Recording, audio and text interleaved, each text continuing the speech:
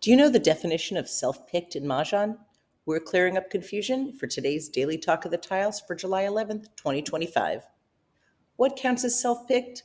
At an event we were hosting recently, we were surprised how many players were confused as to what is a self-picked win. We asked both new and experienced players and got several different answers, and we're going to break it down.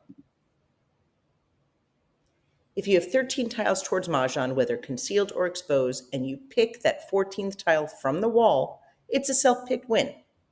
If you're playing for money, everybody pays you double. If you had a jokerless hand and it was other than the singles and pairs section, you get double double. The reason singles and pairs isn't is because by definition, that has to be jokerless. What if you exchange a joker from any exposure and then you declare Mahjong? Is that self-picked? Yes, it is. When it's your turn, in order to do a joker exchange, the order is pick or claim a tile and complete your exposure, then do your joker exchange. That joker can either be put in the wall or discarded, or if with the tiles in the sloping part of your rec gives you Mahjong, you could say Mahjong. The reason we say it that way is because you cannot take that joker and add it to the tiles that were already exposed. It only can be added to the tiles that have not yet been exposed in the sloping part. So if along with your exposures, if any, and the other tiles in your hand, that gives you Mahjong, it's a self-picked win. Once again, everybody would pay you double, same as the prior graphic. What about if you're East and you just happen to pick your 14 tiles and that gives you Mahjong? Self-picked, everyone pays you double. What if you do a great job during the Charleston, end of the Charleston Mahjong? Self-picked, everyone pays you double. And what's interesting to note, if you are playing with a bettor, they can look at the end of the Charleston and they can see that East has an earthly hand and they can bet on the earthly hand, and it's a sure bet. That's actually in Mahjong Made Easy. What if you call a discard? That's not self-picked. If you're playing for money, the player that discarded your winning tile is the only one that pays you double for that.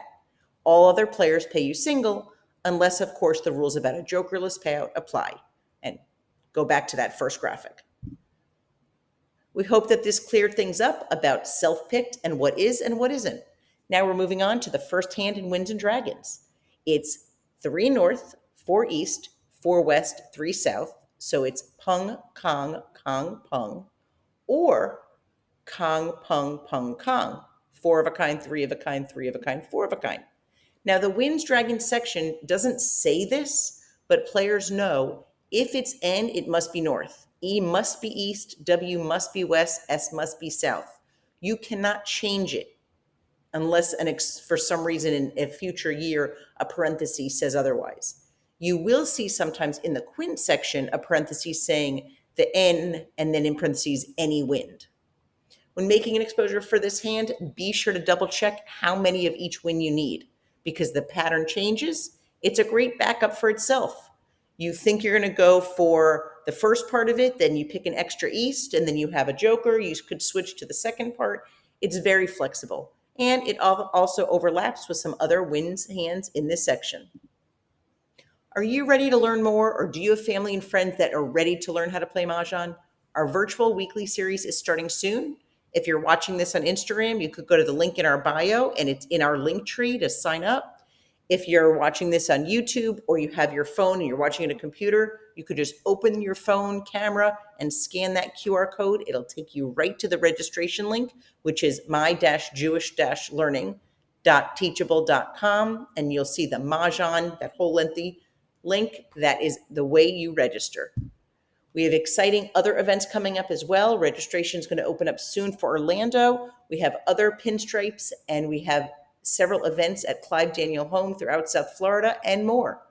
If you have a club, a yacht club, a country club, a school, a parent meeting, a dad's book club, any event like that you would like to either host Mahjong lessons or have a fundraiser or a presentation, send us an email at modernmahjong@gmail.com.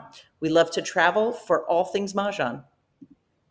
Here's some Canasta events. If you play Canasta or want to learn more, We're doing real gameplay on Real Canasta on July 15th, doing it again on the 28th, and that time we are hosting Lainey Becker. She's an author, and her book weaves canasta games throughout the book.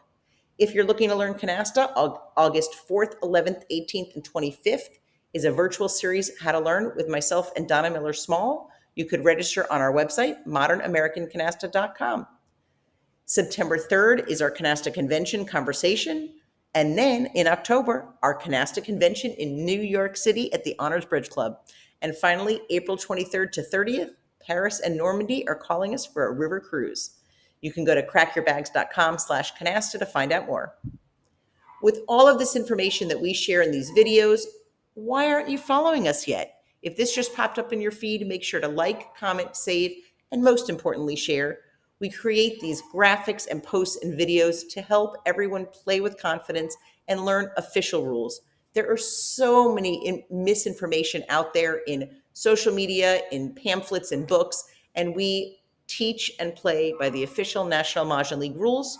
And we understand that people enjoy house rules and enjoy mixing things up, but what's important is that you learn official rules so you could recognize them wherever you go. With that, we hope you have a great day and a great game.